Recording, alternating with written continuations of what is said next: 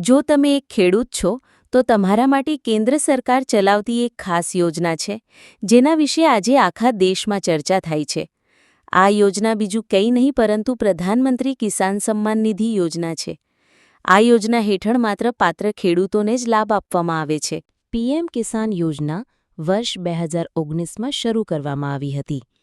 યોજનાનો મુખ્ય હેતુ દેશના ખેડૂતોને આર્થિક સહાય આપવાનો છે, જેથી તેઓ ખેતી માટે જરૂરી ખર્ચ જેમ કે બીજ, ખાતર અને સાધનો સરળતાથી મેળવી શકે. યોજનામાં દર વર્ષે 6,000 રૂપિયાની સહાય આપવામાં આવે છે, જે 3 હપ્તામાં ડીબીટી મારફતે સીધા ખેડૂતોના બેંક ખાતામાં જમા થાય છે. દર હપ્તામાં 2,000 રૂપિયા આપવામાં આવે છે. હપ્તાઓ 4 મહિનાના અંતરે આપવામાં આવે છે. આ રીતે ખેડૂતોને વર્ષના અલગ અલગ સિઝનમાં ખેતીના ખર્ચ માટે મદદ મળે છે. મિત્રો, વાત કરીએ તો અત્યાર સુધી કેટલા હપ્તા મળ્યા? તો હાલ સુધી 20 હપ્તાઓ જારી થઈ ચૂક્યા છે.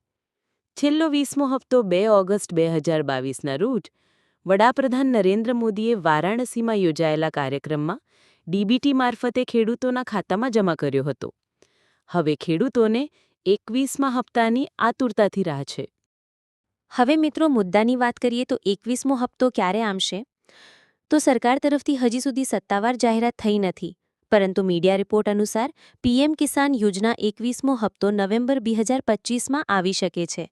યાદ રાખો, જો તમે ઈ-કેવાયસી પૂર્ણ ન કરી હોય તો તમારો હપ્તો અટકી શકે છે. પીએમ કિસાન સન્માન નિધિ યોજના ખેડૂતો માટે આશીર્વાદ સમાન છે.